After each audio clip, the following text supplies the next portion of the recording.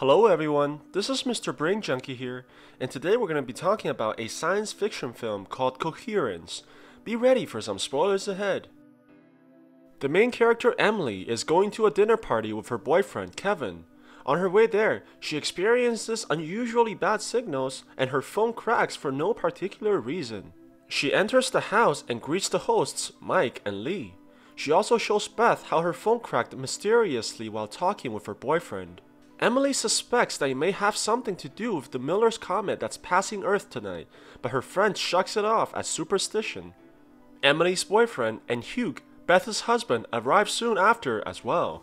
They talk about how Amir, their elusive friend, is bringing Lori to the party in the last moment, who's apparently Kevin's ex-girlfriend. Personally, if I heard my ex-girlfriend is going to meet my current girlfriend, I would have bailed 5 minutes ago. To make things worse, their relationship is strained because Emily doesn't want to go on a business trip with him, even though she doesn't have too much going on in her life anyways. Just as the couple is arguing, the third wheel in the name of Lori shows up with Amir, and the atmosphere just got a lot tenser. You can see laser beams zapping at each other as the two women greet and share a hug. During dinner, they continue to talk about the comet that's passing by and how a similar one occurred in 1923. What's weird about that event is that it changed people's memories who were close to it. A woman swore to the police that her husband is dead, but he appears nonetheless in front of her after the comet. She's certain that her husband should be dead as she's the one who killed him, but the police couldn't arrest her because her husband is alive beside her. Hugh also notices that his phone broke, the same as Emily's. This prompts him to try their landline and computer to call his brother, but there doesn't seem to be any signals either. Hugh tells everyone about his brother, who's a physicist, and how his brother told him to call if anything weird happens tonight. This makes everyone a little bit anxious, and as they all discuss jokingly about this event, the lights suddenly go out in the house, leaving them in complete darkness. They manage to get some candles burning and take some blue glow sticks to find out what is happening outside. The whole neighborhood's in complete darkness, except for one single house on the hills with power and lights. They wonder how this is possible, since everyone seems to be out of power except for them.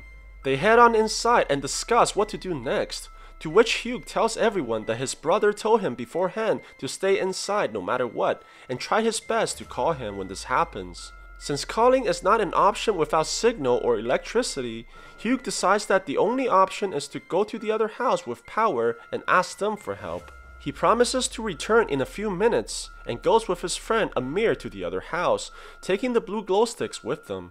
As the group waits for their friend's return, they hear a loud bang on the front door, which scares everyone. Kevin goes to check but sees that no one's there. Lee tells her husband to fix the generator in the basement while the rest speculates about who it can be. Their friends have been gone for a while now, and they wonder if they should go find them. The light suddenly turns on as Mike manages to get the generator working. Beth wants everyone to go as a group and find her husband, but Lori disagrees as they might themselves become lost in the process. Just as the group is arguing about what to do next, the doorbell rings and the two men comes back. They both look shocked while Hugh has a scar on his forehead and Amir has a metal box which he grabbed from the other house. Mike manages to open the box as he has the keys to a similar one in his house. They find pictures of everyone inside with a number written at the back and a table tennis racket. Hugh tells them that when he went to the other house, he saw an exact copy of themselves with exactly the same table and chairs, minus himself and Amir.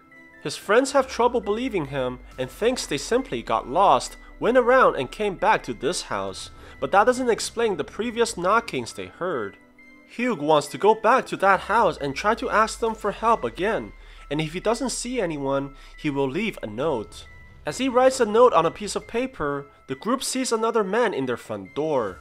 Kevin opens the door only to find the exact same note that Hugh has just wrote, which freaks everyone out. The group tries to figure out the meaning of the numbers with little results, while Lee puts a bandage on Hugh's forehead. Amir notices that his picture has the same sweater that he's wearing today, which means it must have been taken today since he only bought it this morning. The background of his picture also suggests that it was taken in this house. Emily also notices that the numbers written on the back of the pictures looks very similar to her own handwritings. Mike is tired of waiting and doing nothing, and he convinces the group to go meet their doppelgangers.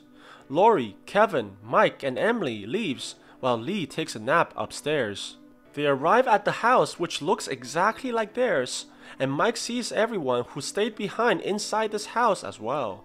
They're all freaked out and decides to leave, but just as they do, they see another group exactly the same as themselves, but with red glow sticks instead of blue, and both groups run in fear. They go back and tells their friends about what happened, while Emily also mentions that they passed through an area where it was completely dark. Amir and Hugh agrees that they also went through the same area when they went to the other house the first time. Beth remembers that her brother-in-law left a book about quantum physics in her husband's car, which may help them understand the situation better. Hugh retrieves the book, and through reading it, the group suspects that the comet somehow created two realities. Mike gets freaked out and wants to kill their doppelgangers, as he believes he would die when the comet passes. But that would never work out, as the other Mike would be thinking about the same thing, resulting in a stalemate. Kevin thinks that their realities may be a little different, as they saw Beth sleeping instead of Lee in the other house. Since Beth is the one sleeping, this also means they wouldn't have retrieved the book from Hugh's car, nor arrived at the conclusion of the two realities. With this hypothesis, Mike thinks that they must steal the book from the other group to prevent them from attacking. He wants Hugh to give him his car keys, but the man refuses. With frustration, Mike tells Kevin that he will blackmail his doppelganger into stopping the others from getting the book by threatening to reveal his affair with Hugh's wife. Kevin thinks this is a terrible idea, but Mike refuses to listen and leaves the house. While the group is not looking, Amir and Hugh reveals that they originally had the red glow sticks and are from another house. They secretly take all the pictures and the book from this house and leaves, while Mike comes back from the front door. Kevin wonders how Mike came back so quickly, but Mike says that he left for close to an hour already, indicating that this is not the same Mike. The group finds the book and all their pictures missing, along with Amir and Hugh. They come to the shocking realization that they're probably from the other house. The lights go out again, but this time the generator is completely broken. They light up the candles again, and to their surprise, Hugh and Amir with the blue glow sticks comes back, bringing the pictures and the book from the other house. But the group notices that this Hugh and Amir is not the same version as the ones before, since this Hugh has a different bandage on his forehead. Emily asks them whether if they left a note on the door from before, to which Hugh says that he never got the chance to do it since he also received one while in the other house. This begs the question of who is leaving the notes, and the only explanation is that there are more than two realities out there. The group decides to make a unique marker for their house by rolling random numbers for each person and putting it behind their pictures. They use their old pictures taken from Mike, except for Amir, who takes his own picture in the house. They also take a random object to increase the uniqueness of the marker, and puts everything in the box that Mike has in this house, which coincidentally is identical to the one from the other house. Everything seems well and good at first, but Emily discovers something terrifying when she checks for the numbers she wrote down using the pictures from the other house. The numbers are completely different and written in a different color, which means she's not in the same house as when she left. She further confirms this when her friends give her numbers that doesn't match what she remembers. She tells this to Mike and speculates that by going through the dark areas, they're randomly sent to a reality different from the original. But this also means that there is no going back to the reality to which they came from. Things get even worse when a note that blackmails Mike shows up under the front door that includes Mike and Beth's name. Hugh demands to know what this means and eventually finds out about their affairs. Mike tries to tell him that they're not from the same reality, but proceeds to get beat up by Hugh. Another Mike charges in the front door and tries to kill this version of Mike, which scares everyone in the room. In all this confusion, Emily decides to leave all this chaos behind and begins wandering through the realities one by one. She eventually finds a version of themselves where the power didn't go out and everyone seems to be at peace. She breaks the windows on Hugh's car, causing everyone to come outside. Emily takes this opportunity to knock out her doppelganger and locks her in the trunk.